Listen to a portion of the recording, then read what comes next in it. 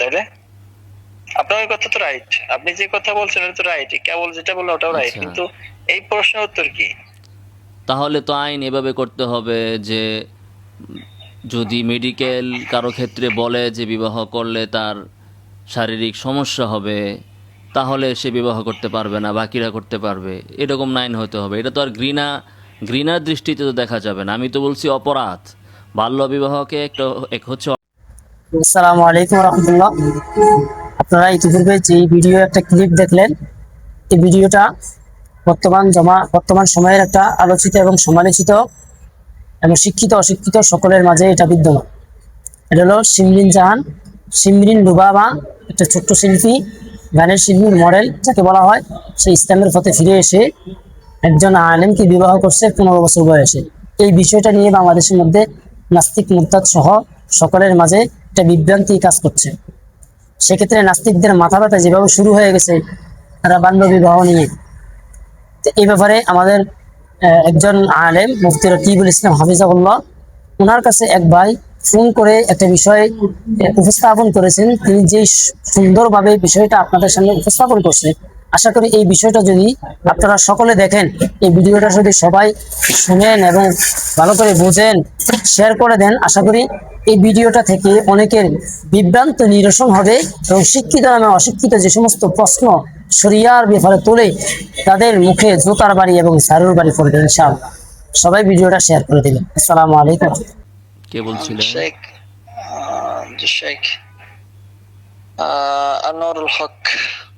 কি করেন আপনি? আমি নামাজ পড়াই মসজিদে। ইমাম? জি। পড়াশোনা কোথায়? পড়াশোনা হচ্ছে জামিয়াতুস সুন্নাহ, শিবচর মাদারীপুর। আচ্ছা, জি বলুন। মানে আমার কাছে আসলে এই জিনিসটা ভালো লাগছে, আপনার পোস্টটা, সেটা দলিল পাচ্ছি না আর কি ভাই, আমি নিজে বুঝতেছি না, আমাকে একটু যে বুঝিয়ে বলতেন কি তাহলে উপকার বিষয়? হতো আর কি। কি বিষয়? ওই যে বাল্য বিবাহকে যারা অপরাধ বিবেচনা করবে তারা কাফের। বাল্য তো অনেক, বিবাহকে যারা অপরাধ মনে করে জি তারা কাফের।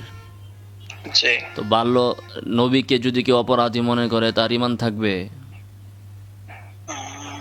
তখন তো ওই মেয়েদের, মানে তর্ক করার জন্য না, আমার বোঝার জন্য না, আর কি আমি প্রশ্ন আপনাকে করতেছি। বোঝার জন্য আমি আমাকে জি প্রশ্ন জি। করেছি।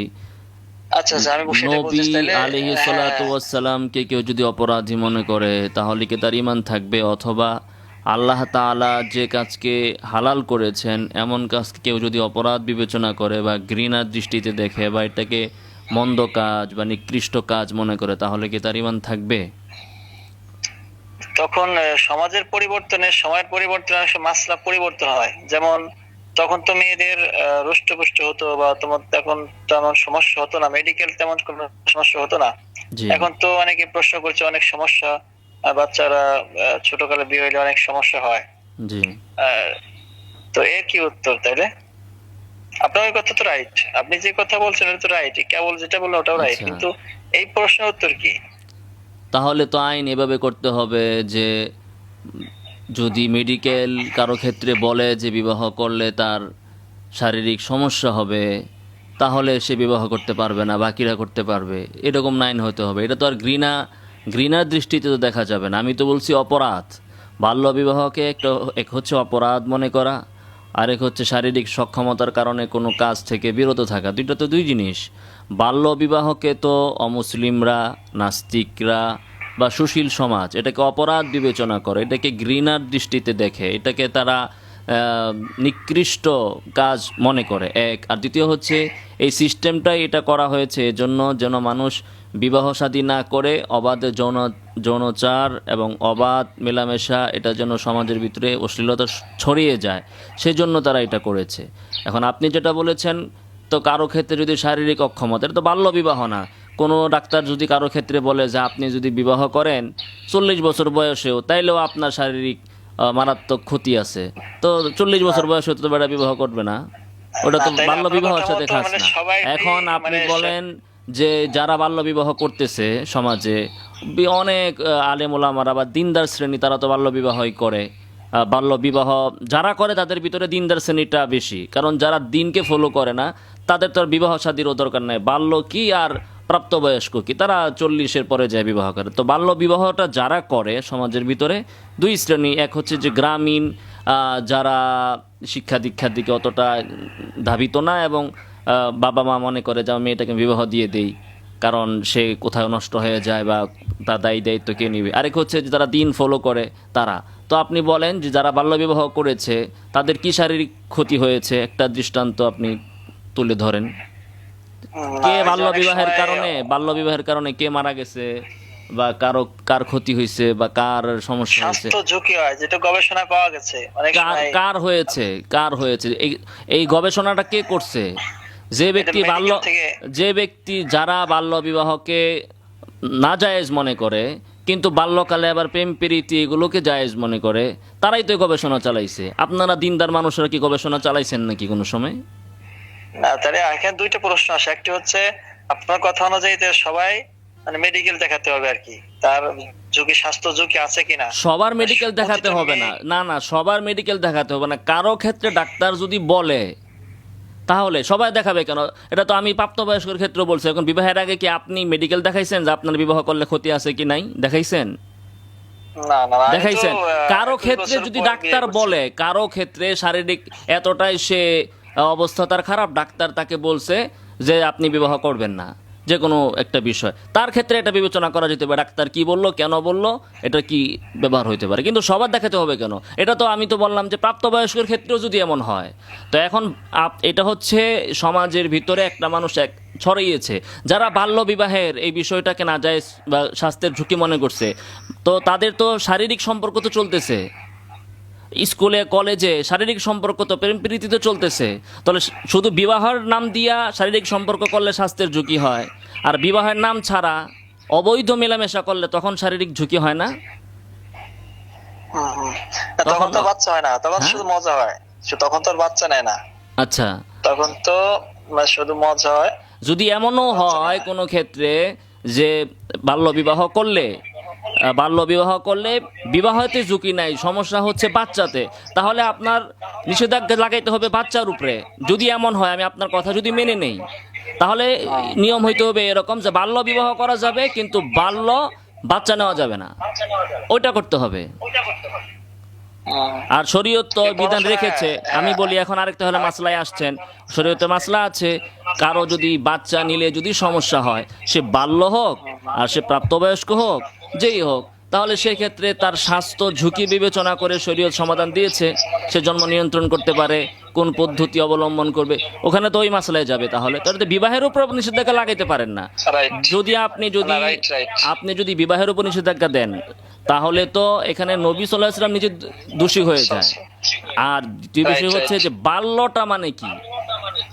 ইসলাম তো বালেক নাবালেকের একটা সংজ্ঞা দিয়েছে, আর বর্তমান আইন আরেকটা দিয়েছে। ইসলামের দৃষ্টিতে হচ্ছে বালেক যার স্বপ্নদোষ হয়েছে পুরুষ, আর নারী যার ঋতুস্রাব হয়েছে সেই প্রাপ্তবয়স্ক।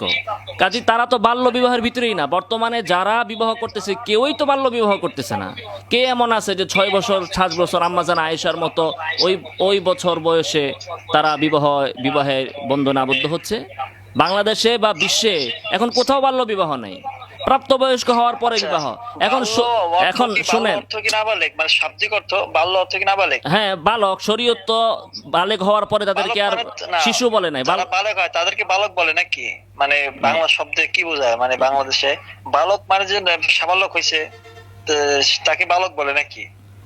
শরীয়তের ভেতরে যখন একটা মানুষের বালেগ হয়ে যায়, তখন সে তার দায়ী দায়িত্ব সবকিছু তার উপর, তখন সে বালেগ হলে সে তার মতো করে বিবাহ সে করতে পারবে। আর বাংলাদেশের ভিতরে এটার একটা দিয়েছে, একটা বয়স। আপনি যেটা বাংলাদেশের বা আন্তর্জাতিক আইন বা বর্তমান বিশ্বের যে বিষয়টা জানতে চেয়েছেন, সেটা হচ্ছে বাংলাদেশে মহিলার ক্ষেত্রে 18 বছরের আগে সে শিশু, সে বিবাহ করতে পারবে না। আর 21 বছর পুরুষের ক্ষেত্রে 21 বছরের আগে সে শিশু, সে বিবাহ করতে পারবে না। তো আমাদের সাবেক প্রধানমন্ত্রী শেখ হাসিনা চেয়েছিলেন যে এটাকে 16 বছর করতে নারীর ক্ষেত্রে। তখন বাংলাদেশের কিছু বুদ্ধিজীবী সুশীলরা তারা আন্দোলন করলো যে না 18কে 18 রাখতে হবে। তো বাংলাদেশে নিয়ম বানিয়েছে 17, 18, 18 বছর আর 21 বছর। ওইটাকে শরীয়ত বলছে হলো বালেক না বালেক হওয়া, স্বপ্নদোষ হওয়া বা ঋতুস্রাব হওয়া, অথবা যদি কিছুই না হয় তাহলে 15 বছর হয়ে গেলে পুরুষ বালেক হয়ে যায়। তো এটা হচ্ছে আপনার শরীয়তের আইন। তো শরীয়ত নারী কত বছর হয়? নারীও এরকম কাছাকাছি বছর বয়সে, নারী আরো একটু আগেই, হয়তো আমার এখন একুরেট বয়স জানা নাই, এরকম কাছাকাছি বয়সেই নারীও তারা বালেক প্রাপ্তবয়স্ক হিসাবে তারা বিবেচিত হয়। তাহলে এই বাংলাদেশে যাদেরকে বাল্য বিবাহ বলা হচ্ছে এরা কেউই কিন্তু অপ্রাপ্তবয়স্ক না। একটা 18 বছর বয়সে একটা ছেলে বিবাহ করবে, এখানে বাধা দেওয়ার কোনো কারণ নাই। এখানে বাধা দেওয়ার অর্থ হচ্ছে তাকে বৈধ কাজ থেকে বাধা দিয়ে হারামের দিকে তাকে ঠেলে দেওয়া। যাই হোক ভাই, তাহলে তো ঠিক আছে, আপনার কথা রাইট, কিন্তু এখন আরেকটা প্রশ্ন, মানে সেটা হচ্ছে তাহলে তো সমস্ত রাষ্ট্রে যারা সরকারি লোকজন তারা সবাই তো কাফের হয়ে যাচ্ছে, কারণ তারা তো কোনো তোয়াক্কা করে না নবী রাসূলের আইনকে, মানে শুধু মুখেই বলে মহানবী সাল্লাল্লাহু আলাইহি ওয়াসাল্লাম বলেছেন বা শুদ্ধ ভাষায় বলে, কিন্তু তাদের নবীজির কোনো আইনকে তোয়াক্কা না করে এইভাবে আইন করছে, তারাও তো কাফের। তাইলে তো তাদের জানাজা পড়া বা তাদের সাথে তাদের ওয়াইফ তো অটো তালাক। এখন কেউ যদি কুফরি কাজ করে কাফের হয়ে যায় তো তাকে তার কুফরি ঠেকানোর দায়িত্ব তো, বা তার কুফরির খাতা থেকে নাম কাটার দায়িত্ব তো আর আমাদের না, ঠিক না? না, কিন্তু তাদের সাথে তাকে মুসলমান উপাধি দেওয়া তো আপনার দায়িত্ব না। তা মুসলমান উপাধি কে দায়িত্ব নিছে? কে? আমি কে নিছি নাকি তাদের এই দায়িত্ব? যে আলেম তো তাই করছে, তাদের সাথে যে করছে, ওঠা বসা তো ভিন্ন কথা, ওঠা বসা ভিন্ন কথা। বলতে হ্যাঁ, মরে গেলে জানাজা পড়াবে, একজন কাফেরের জানাজা তো পড়াইতে পারে না আলেম। না, আপনি রাষ্ট্রপ্রধান তিনি যদি বাল্য বিবাহকে, আল্লাহর এই দেওয়া হারাম বিধানকে তিনি যদি এটাকে অপরাধ বিবেচনা করেন তাহলে তো সে কাফেরই হবে। তো রাষ্ট্রের সাথে যারা সম্পর্ক সবাই যেটাকে অপরাধ বিবেচনা করে এটা তো নাও হতে পারে। প্রধানমন্ত্রী যিনি আছেন তিনি এটাকে অপরাধ বিবেচনা নাও করতে পারেন। লোকজন এটা যারা করছে আইন, যারা যেসব বিচারক দিচ্ছে, রায় দিল, আইন করলো, আইন মন্ত্রী সেটা সাপোর্ট করছে বিধায় তো আইন মন্ত্রী অটল আছে, সাপোর্ট করছে, কিন্তু এটাকে সে অপরাধ বিবেচনা যদি করে তাহলে সে কাফের হবে। কিন্তু কেউ আছে, ধরেন আগের সরকারের আমলে আইন ছিল বা আন্তর্জাতিক আইন আছে, সে ওই কারণে করছে, কিন্তু সে এটাকে অপরাধ বিবেচনা করে না, বা উল্টা দেখা গেল সে নিজেই বাল্য বিবাহ করছে। শেখ মুজিব কি করছে? সে নিজেই তো বাল্য বিবাহ করছে। এইখানে হ্যাঁ, আপনার কথা স্পষ্ট, কথা তো আমি বলছি, আমার কথা তো আপনার বুঝতে হবে। আমি বলেছি যে বাল্য বিবাহকে অপরাধ বিবেচনা করে, আর আরেকজনে যদি এখন আগে সরকারের আমলে আইন আসিল সে ওই আইনের উপরে চলতেছে, সেও একটা খারাপ কাজ করতেছে।